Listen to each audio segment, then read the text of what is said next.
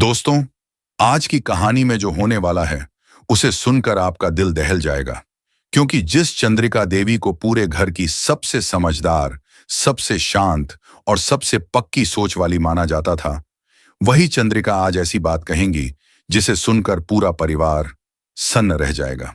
हाँ दोस्तों, आज दादी सा एक उम्मीद लेकर चौहान हवेली पहुंची थीं। उम्मीद कि शायद आज चंद्रिका का दिल पिघल जाएगा, शायद आज घर में टूटी हुई डोर फिर से जुड़ जाएगी। लेकिन जो वहां हुआ उसने सबकी रूहें हिला दी। दादी सा और चंद्रिका की जो बहस हुई, उसकी आग अब पूरे घर तक पहुंच चुकी है और इसी आग में सबसे पहले जलने वाली है बेचारी वसुधा। क्योंकि आज वसुधा करेगी चंद्रिका को फोन, सोचकर कि शायद बात साफ हो जाए, शायद रिश्ता ठीक हो जाए। लेकिन दोस्तों, फोन उठाते ही चंद्रिका जो बोलेगी वह किसी भी इंसान का दिल चीर कर रख दे। वसुधा सम्मान से बोलेगी, खम्मा घनी देवी हुकुम, मैं वसुधा बोल रही हूं। लेकिन चंद्रिका क्या जवाब देगी? हम किसी वसु को नहीं जानते। जी हां, वो चंद्रिका जिसने कभी वसुधा को बेटी से बढ़कर माना था, आज वसुधा का नाम सुनते ही उसे पहचानने से साफ इनकार कर देगी। और दोस्तों, इतना ही नहीं, आज चंद्रिका फोन पर ऐसी ऐसी बातें कहेंगी जो किसी भी इंसान का कलेजा फाड़ दे। वो कहेंगी, तुम और देव हमारे लिए मर चुके हो। अब सोचिए, ये शब्द सुनकर वसुधा का दिल किस तरह टूटा होगा और देव के चेहरे पर कैसा दर्द आया होगा। और जब यह सब दादी सा और प्रभात के सामने होगा, पूरा घर एक पल के लिए थम जाएगा। क्या चंद्रिका सच में इतनी कठोर हो चुकी है? क्या वह अपनी जिद, अपना गुस्सा कभी छोड़ पाएगी? और सबसे बड़ा सवाल, क्या आज की यह टक्कर रिश्तों की आखिरी सांस साबित होगी? इन सभी सवालों का जवाब आपको इस पूरे एपिसोड में देखने को मिलेगा। तो चलिए दोस्तों, बिना देर किए शुरू करते हैं आज का दिल दहला देने वाला एपिसोड, जहां रिश्ते इम्तिहान पर हैं और इम्तिहान बहुत कठिन। दोपहर का वक्त था। हवेली में अजीब सी खामोशी पसरी हुई थी। तभी अचानक देव और वसुधा को यह खबर मिली कि दादी सा अकेले ही चौहान हाउस चली गई हैं और वहां उनकी और चंद्रिका देवी की जोरदार बहस हो गई है। यह सुनते ही वसुधा के पैरों तले जमीन खिसक गई। वसुधा घबराई आवाज में बोली, देव, दादी सा वहां क्यों गई? अगर कुछ उल्टा सीधा हो गया तो? देव भी बेचैन हो उठा। वसु, मैंने भी उन्हें मना किया था, लेकिन शायद उनके दिल में अभी भी उम्मीद बाकी थी। थोड़ी ही देर में दादी सा घर लौटी, थकी हुई, टूटी हुई और आंखों में दर्द भरकर। वसुधा तुरंत उनके पास भागी। दादी सा, आपको वहां नहीं जाना चाहिए था। बात बनने के बजाय बिगड़ गई। वसुधा की आवाज कांप रही थी।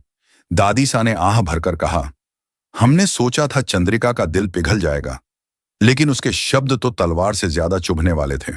कमरे में सन्नाटा छा गया। वसुधा की आंखों में बेबसी साफ झलक रही थी। कुछ पल सोचने के बाद वसुधा ने कहा, देव, मुझे चंद्रिका देवी से बात करनी होगी। जो हुआ वह ठीक नहीं था। देव थोड़ा डरते हुए बोला, वसु, वो अभी बहुत गुस्से में है। पर वसुधा ने गहरी सांस ली और फोन मिलाया। ट्र ट्र ट्र दिल धड़क गया। उधर से चंद्रिका ने फोन उठाया। उसकी आवाज ठंडी, सख्त और अहंकार से भरी थी।